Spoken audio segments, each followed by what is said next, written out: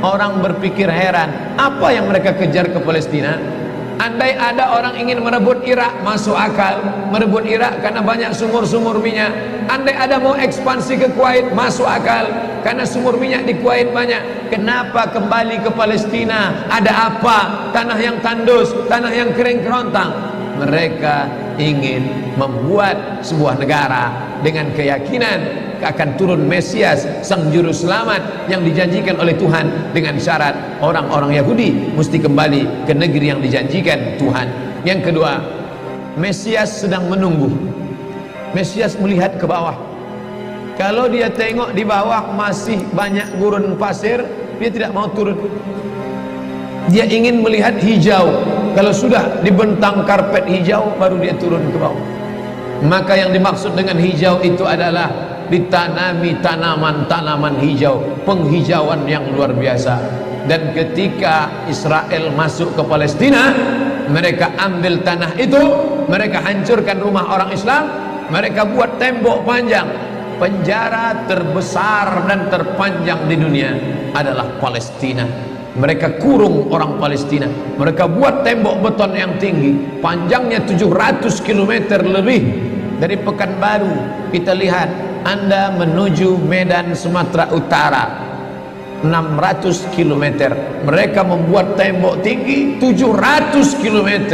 Bayangkan, umat Islam terisolir dan mereka tanami hijau-hijau. Makanya Allah berkuasa, Allah mau tunjukkan kuasa, lalu Allah buat tanaman hijau itu menyala. Dalam pokok yang hijau itu menyala beberapa bulan yang lalu. Heran orang, Allah mau menunjukkan kekuasaannya. Kalian tidak mau tolong Palestina, aku yang akan menolongnya. Tanaman yang hijau yang mereka tanam itu tiba-tiba terbakar. Tidak ada yang bisa mematikannya. Sampai-sampai reporter wartawan Amerika mengatakan, tidak ada yang bisa mematikan kebakaran ini kecuali Tuhan, karena Dia yang membakarnya. Mengerti keadaan kita zaman sekarang. Jangan sampai dikatakan Palestina bukan urusan kita. Ini kan masalah politik. Indonesia ya Indonesia, Palestina ya Palestina. Antum tidak mengerti masalah dunia. Palestina adalah masalah umat Islam. Subhanalladzi asra bi'abdihi. Maha suci Allah yang sudah memperjalankan hambanya minal masjidil haram, dari masjidil haram, ilal masjidil aqsa, masjidil aqsa, masjidil aqsa Palestina. Kita yang tertulis dalam kitab suci kita bahwa kita punya ikatan emosional. Kenapa kita tidak yakin itu? Yahudi ajarannya dibuat-buat, ajarannya mitos, tapi mereka punya keyakinan yang luar biasa. Mereka rebut negeri itu, mereka kuasai, mereka hancurkan negeri musuh. Atas dasar apa? Keyakinan bahwa Mesias akan datang. Yang kelima, apa yang mereka lakukan untuk Palestina? Mereka meyakini ada Temple of King Solomon, tempel kuil King Solomon, Raja Sulaiman. Kata dia, King Solomon itu punya tempel kuil, dan Temple of King Solomon letaknya pas di bawah Al-Masjidil Aqsa. Apa maknanya? Mereka mengeruk setiap hari, bulldozer, traktor, ekskavator, terus mengeruk keliling Masjidil Aqsa. Mereka ingin meruntuhkan Masjidil Aqsa. Tulis Temple of King Solomon, enter, pilih image, tampak gambar, replika. Inilah kerajaan Sulaiman yang ada di bawah Masjidil Aqsa. Akan mereka naikkan. Mereka sudah bangunkan rumah kecil replikanya, seperti orang Riau membuat rumah replika, rumah Melayu Kampar, rumah Melayu Siak, rumah Melayu Bengkalis. Di mana rumah itu? Di Purna MTQ. Anak-anak kita kalau mau tahu bagaimana rumah Melayu Kampar, bagaimana rumah Melayu Siak, bagaimana rumah Melayu Pelalawan, pergi ke sana. Sebagiannya ada, sebagian tak ada, entah kemana perginya. Tapi mereka membuatkan itu. Inilah dia replika kerajaan Temple of King Solomon. Artinya apa? Mereka ingin menghancurkan Al-Masjidil Aqsa berkeping, sampai akhirnya disitulah nanti kemarahan umat Islam. Entah marah entah tidak, melihat gayanya tak marah. Tapi akan ada hamba-hamba Allah, la tazulu fi ummati ta'ifatun min ummati, akan tetap ada sekelompok umatku yang memperjuangkan agamaku, kata Allah Subhanahu wa ta'ala. Yang terakhir, yang kelima, akan turun Mesias Kapan itu terjadi?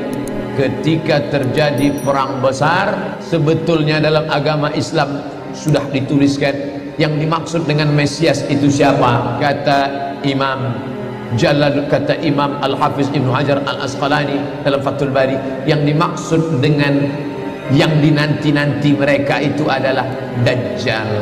Dajjal itulah sesungguhnya yang sedang mereka nanti.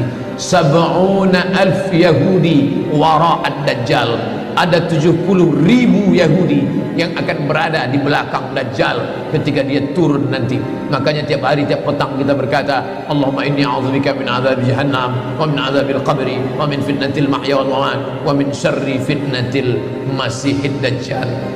Dajjal itulah yang sedang mereka tunggu. Dajjal itulah yang sedang mereka nanti-nantikan. Kita menantikan kedatangan, dia pun juga menantikan akan kedatangannya. Bedanya apa? Mereka meyakininya dengan semangat. Semangat mereka luar biasa. Mereka bangkit. Umat Islam percaya. Padahal tiap hari dia katakan sebelum salam, Allahumma inni a'udzubika min adzabi jahannam wa min adzabil qabri wa min fitnatil mahya wal mamat wa min syarri fitnatil masihid Dajjal. Tiap hari dikatakan, tiap hari diucapkan. Tapi dalam hati, betul tak Dajjal didatang? Entah iya entah tidak. Mereka yakin Dajjal akan datang, tapi mereka katakan itulah pemimpin kami, itulah Tuhan kami, itu adalah jelmaan daripada Tuhan kami, itu yang akan menghancurkan dunia, dia akan menjadi panutan kami. Kita berkata itu musuh kami, tapi kita pun ragu entah musuh entah tidak. Oleh sebab itu kita minta ampun kepada Allah atas kurangnya iman kita. Subuh ini kita bangkitkan semangat kita. Kenapa Allah tidak menolong? Katanya Allah itu maha kuasa. Cukup dia teriakkan saja, malaikatnya satu berteriak, pecah gendang telinga orang Yahudi, mati. Cukup dia tiupkan angin sejuk, terhirup, mati. Kenapa tidak dia matikan saja Yahudi itu? Datang Syekh Muhammad Jibril, Syekh Dr. Muhammad Jibril, Syekh Profesor Dr. Muhammad Jibril, dosen tafsir Al-Azhar. Kami undang, mahasiswa Indonesia mengundang di waktu di Mesir dulu kuliah. Lalu saya tanya, Assalamualaikum Syekh. Ya, kaum Ad binasa, kaum Samud binasa, kaum Midian binasa, kaum Iram binasa, kaum Fir'aun binasa. Kenapa Allah tidak membinasakan Israel ini? Senyum Syekh Muhammad Jibril. Apa kata dia? Ya beni, anakku, seandainya Allah membinasakan Israel ini, lalu apa yang tersisa untukmu? Ditunjuknya saya. Seandainya Allah membinasakan Israel ini, lalu apa yang tersisa untukmu? Terdiam saya. Allah sengaja sisakan ini sebagai medan jihad kita menolong agama Allah Subhanahu wa ta'ala.